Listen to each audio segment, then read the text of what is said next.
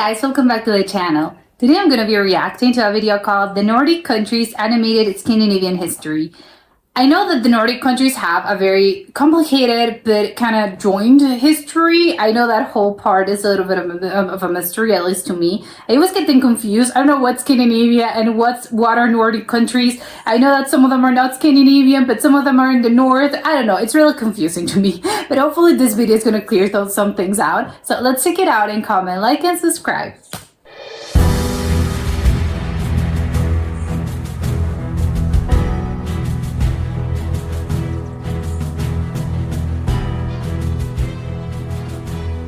Scandinavia refers to the three northern European countries of Denmark, Norway, and Sweden.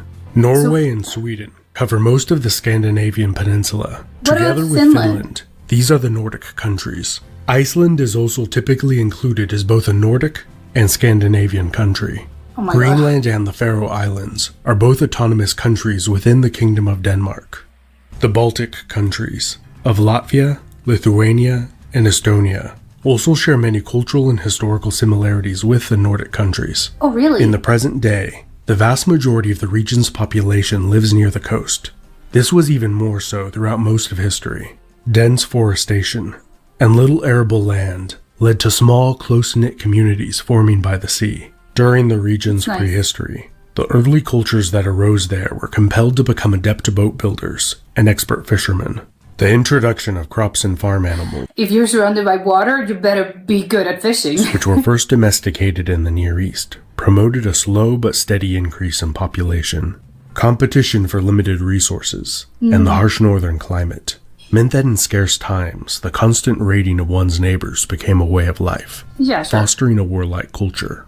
It is commonly believed that during the 3rd millennium BC, Indo-European languages replaced the older Neolithic languages of southern Scandinavia, either through invasion, peaceful migration, or slower cultural diffusion. In the Nordic Bronze Age that followed, the region prospered, as it became connected through intermediaries to the larger international trade network of Mediterranean and Near Eastern empires.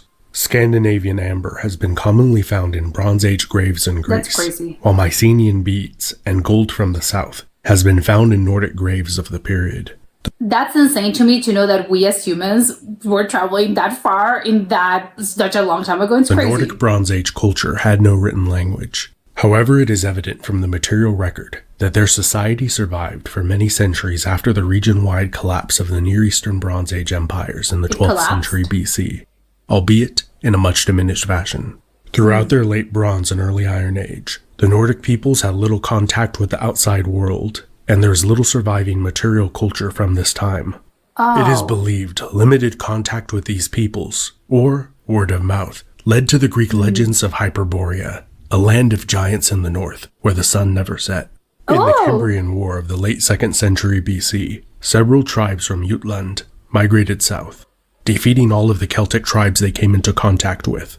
These new people, who the Romans called Germani, or Germans, had migrated south because their homeland had suffered severe flooding. The Germanic tribes decisively defeated the Romans in their first 3 major battles with each other. Rome suffered the heaviest losses it had since the Punic Wars with Carthage. The Romans were able to regroup and decisively defeat the Germans. As the Romans defeated, slaughtered, or enslaved the Celtic tribes in what is now France, Germanic tribes from what is now Denmark defeated the Celts and consolidated their control over the territory north of the Roman Empire. For many centuries, the Romans held these tribes at bay with an extensive network of fortifications and garrisoned troops.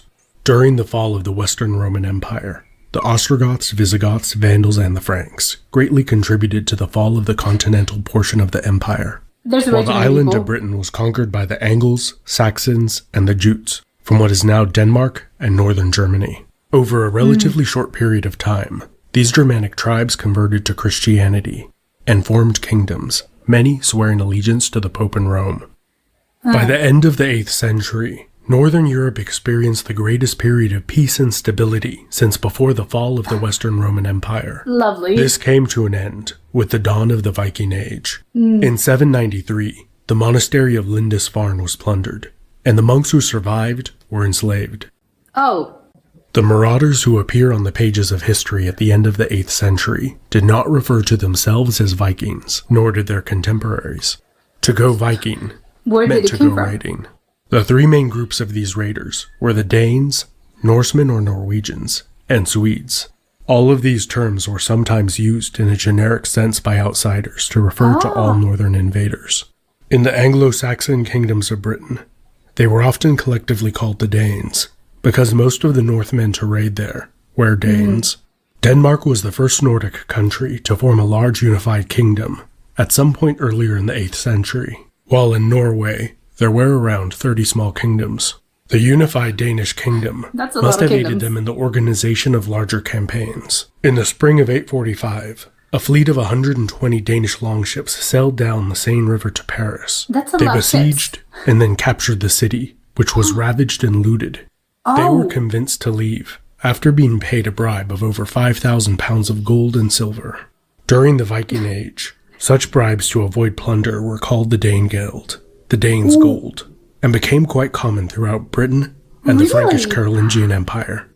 2 decades later, the It's out of taxes in order for you to not to get plot. so-called Great Heathen Army, a large coalition of Northmen, conquered much of the island of Britain and established Dane law there. In 872, Harald Fairhair established the Kingdom of Norway, uniting many of the smaller petty kingdoms. In the east, the Northmen, predominantly the Swedes, sailed down the rivers of Eastern Europe, raiding and extracting tribute for decades. To the other side. There, they were known as the Varangians, or the Rus. The Varangian Rurik established rule over a loose confederation of Slavic and Finnic peoples, called the Kievan Rus. Rurik's dynasty I'm wondering if Russia comes from that, right? ruled in some part of Russia for 21 As in generations, the name. over a period of 700 years, until the death of Tsar Vasily IV in 1612. From the 9th through 11th centuries, many Swedes settled on the coast of what is now Finland. The Danes focused on controlling England, while the most north of the Northmen colonized the north of Scotland, parts of Ireland, and later, Iceland and Greenland. Oh, In the really? early 10th century, Rollo, a Norseman Canada. of either Danish or Norwegian origin, was Viking about in the northwest pointy part of France. The Frankish king was unable to effectively militarily deal with him, so he found another solution. He gave Rollo Normandy, which was named after the Norsemen. Rollo converted to Christianity and served under the French king as Duke of Normandy, and That's was where the name charged comes with from. protecting France against other Northmen. Rollo's Franciscized, French-speaking descendants were the Normans. During the early 10th century, the last Anglo-Saxon kingdom, Wessex, drove out the Danes and became the unified country of England for the first time. But it's crazy. They lasted a really long time there. A few decades later, in 970, the Swedes united under their first king, Eric the Victorious. That same year, Harald Bluetooth, As in king of the Bluetooth. Danes, who had previously converted to Christianity along with much of the country, conquered Norway. Bluetooth lost and regained Norway. His son, Sven Forkbeard, also lost and regained Norway, and then conquered England. His realm has been called the North Sea Empire. After his death, the Triple Crown was split up. A few years later, his son Canute managed to unite all three crowns again, after a decade of constant war in both England and Scandinavia. After Canute's death, all three kingdoms split again. Magnus the Good of Norway peacefully claimed the crown of Denmark as the result of a very good deal he had made. His brother, Harald Hardrada, succeeded him as king of Norway. Harald had previously worked as a mercenary for the Grand Prince of the Kievan Rus, and then worked many years for the Eastern Roman Empire. He became You could have been a mercenary and then a king, only back in those days. commander of the Varangian Guard and campaigned throughout the Mediterranean. In 1066, both Harold and then William, Duke of Normandy, invaded England.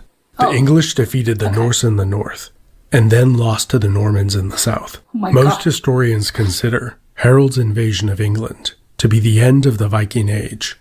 During the following 12th and 13th centuries, conflict internalized around Scandinavia and the Baltic. After the last Swedish pagans were either dead or converted to become good Catholics, the Swedes embarked on crusades to convert or conquer the Finns on their opposite shore. Sweden and Denmark then fought a very long series of wars to control Norway. To overly summarize them, Denmark generally had the upper hand in the early wars. The three kingdoms joined together to form the Kalmar Union, with one monarch for more than a century. The Kalmar Union was not really united, and But it's all the way up to Greenland as well? That's crazy. fought wars with itself. In 1523, Sweden officially split up with the Kingdom of Denmark-Norway, ending the Kalmar Union. Sweden generally had the upper hand in the later wars of the 16th and 17th centuries. Oh, really? Under the brilliant military tactician, Gustavus Adolphus, Sweden invaded the Holy Roman Empire during the 30 Years' War. The crazy. Swedish army had great success in aiding the German Protestants. Gustavus Adolphus died in a major battle where his army was victorious. The Swedish Wow. were later defeated by the Spanish, who were supporting the German At least they Catholics. won. The remaining Swedes withdrew to northern Germany for the remainder of the war. Sweden then resumed fighting more wars with Denmark, and also entered into a series of wars with Poland and Russia. In the Again. Great Northern War, pretty much all of Sweden's neighbors went to war against it. The Swedish king, Charles XII, initially had a great deal of success, until he marched on Moscow. Things went downhill from there, and the Swedes eventually As lost the usually long does. war. Russia established itself as a major power, while Sweden went into decline. During the Napoleonic Wars, Russia annexed Finland from Sweden. In the aftermath, Sweden received Norway in a trade with Denmark. Sweden still had to fight a war with Norway It was to theirs? compel them into unifying. Throughout the 19th century, a large portion of Norway's population left the country. They predominantly resettled in the United States, Why? particularly Minnesota and Wisconsin. Yeah, In but why? 1905, Norway became independent. Finland was able to gain its independence in 1917 as a result of the Russian Revolution. During the Great War, the Nordic countries were able to maintain neutrality. However, during the not-so-great sequel, I would assume it was because they were sort of separated from everything. Germany occupied Denmark and Norway, while Finland managed to retain its independence throughout the war, That's despite crazy a to me. massive Soviet invasion, Yeah. and having supported and then battling the losing Germans in the last year of the war. In That's crazy. 1949, Legos were invented in Denmark, and the Nordic countries proceeded to achieve some of the highest standards of living anywhere in the world. Oh, with that's decent why? furniture at affordable prices, lots of oil, delicious food, and some of the best music out there. The region has a lot going for it today. This has been Epimetheus, and I hope you have enjoyed this video. A big thanks to all my patrons over on Patreon. Wow, this was crazy. There's a lot of information to sort of absorb. One of the things that, well, that last part is, I think is crazy. Well, I think maybe that could be said for so many countries and territories in the world and throughout their history, is how resistant and how resilient they've been. The fact that Finland managed, I think, to remain sort of, well, to begin with, I think the fact that all those Nordic countries managed, because I know not a Scandinavia, but all this Nordic, it's a little confusing. The fact that they managed to remain neutral for the Great War and the First World War, I think that's kind of crazy to me. To have, because they're I mean, obviously it was Europe, so it was the conflict was there. It's not as if you're totally sort of separated from everything. As in, oh yeah, I'm very far away, so that doesn't really affect me. Although you could argue, of course, that's what they call, it's a war because again, you're going to be affected either, maybe not directly, but indirectly, it's going to affect you. But even if you're so close to the conflict, I think it's crazy to me how you managed to be neutral and everything was fine. I would love to know how the actual living conditions were back in those days where everyone was having such a really bad time. But they were fine, I think. I mean, they were still, again, because they were sort of separated from everything, they managed to have normal standards of living, or were they still being sort of, no, again, they're being affected indirectly, but it is not enough to the point where we're actually joining the conflict. Although it's kind of, and maybe not really, because I'm trying to think, I was going to say, well, maybe it's because they had, and looking at the history, they had been, fighting with each other, against each other, separately, together. I mean, it was all a big thing as if they're, throughout their history. They've been fighting, wars either internally or with the outsiders, as in mainland Europe, for the better half of, where did this video started? The year 200 BC. It was constant fightings. It was constant battles. It was only, I think, a period of around 300 years during the Kalmar Union. in which they managed to be peaceful. I think, I assume. But I was thinking, well, maybe it's because there were so many, they had so many conflicts, throughout their history, that maybe their people were a little bit tired, as in, I refuse to fight again. I can't do another war. It's been way too many wars. Although maybe that's not really a thing, because, well, yeah, obviously if you go into sort of, let's look at France, let's look at Germany, let's look at Russia and all the other countries. It's probably, no, well, you could argue the same thing about those other countries as well. It wasn't the first time, it wasn't their first rodeo by the time, the Great War started. It wasn't their first rodeo. They've been fighting so many wars before that, and they've already had internal conflicts or, outside conflicts. So maybe it's not really a good, I don't know. I guess I'm wondering how come they managed to become so neutral, and how they're recognized by their neutrality, and they're not really entering the conflict. If you're so close to it, I would love to know why specifically. Maybe it was obviously having to do with political choices, but I don't know. I would love to know the actual reasoning behind this, and why then the other countries were sort of not able to do so. I think maybe it's a little bit different, obviously, because if the things happening were literally in your backyard, maybe it does affect me, as in quite directly. So I can't just go, no, you know what? I think I'm going to choose neutrality here. It's something that I can't really do anything. And of course, the territories and stuff, of course, you're going to be super involved. So maybe that's why you're kind of, it's not about a choice. I don't have a choice. I literally have to fight. Maybe that was the case. Maybe they have been a huge revolt if, the president, well, they didn't have presidents, the kings and stuff. The leaders would have been back in those days. You know what? I'm withdrawing. I can't do this. Probably the people themselves would have been, no, we have to fight, of course. So again, it's really, I would love to know why specifically those countries just didn't they managed actually to do so, because it's kind of crazy. I think if you looking back on it, it's, you managed to be sort of, they didn't really enter the war. I think that's crazy. And the other part that also struck me, I think it's really interesting, but you can really do see how the territories have changed throughout, obviously, throughout their literal history, as in the first time that we know of people people living there.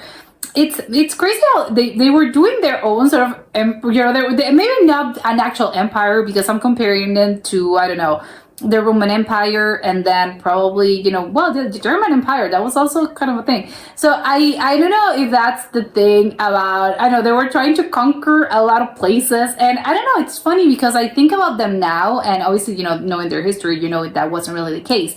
But if you look at the history right now, it's saying, they're known for this, they're kind of isolated, all those Nordic countries, they're a little bit isolated. Everyone has incredibly high standards of living.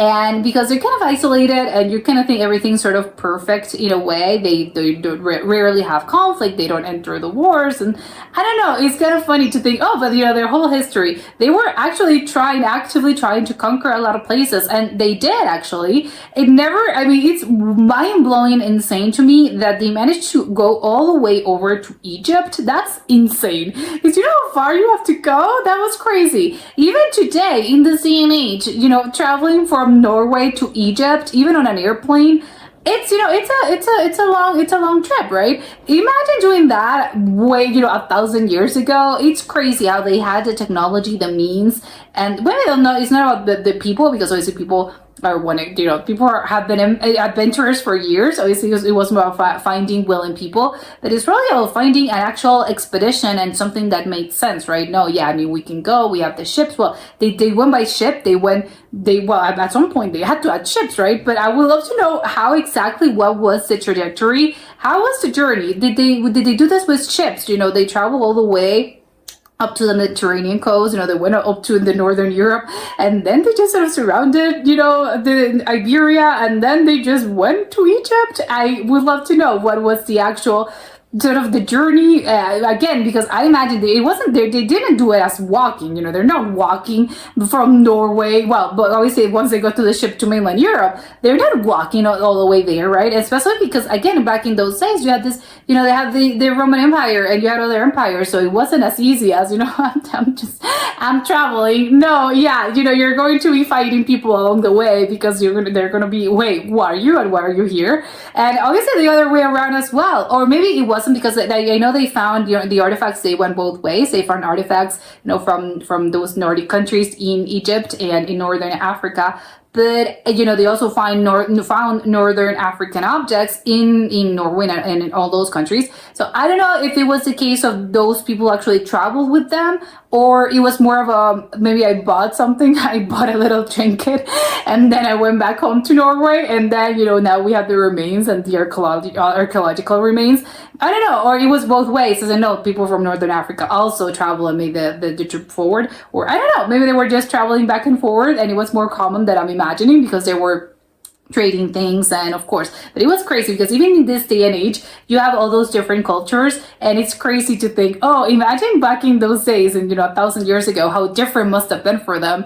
If it's different for us, oh, what a different culture. Imagine then. It's gonna be, wow, these people may as well come from another planet, but they were still, obviously, they were still humans. They still kind of had the same, again, because as humans, we all have the same sort of basic things. So it's, oh no, everyone, obviously, once they got to know each other, they were, no, actually, we're kind of one of the same things. So it's really funny. And also, as well, I hadn't actually thought, because again, it's sort of a nebulous thing. I know, and I'm aware of the actual Nordic influence in Great Britain, specifically, I think in Scotland and in England as a whole. I don't know if Ireland, I apparently also, but I think it's more common, at least to me. I knew about the influence, the Viking influence in Scotland and in England, but this really brings it home. Oh my God, it was this influence. It was huge, a huge amount of influence, and I'm wondering how much of that actually remains, as in culturally, or even between people themselves, right? Because it was for a long time they were sort of being subjected to this Nordic sort of influence, this Nordic empire. So it's kind of crazy to think, because I think they're so distinct cultures, in this day and age, that it's kind of wild to think, no, for long stretches of time, they were the same thing, so it's kind of crazy to me. I don't think I actually realized for how many years they were under ruling from Nordic places. That's crazy. But yeah, this was a very interesting, and that was it for today, and I'll see you next time. Bye!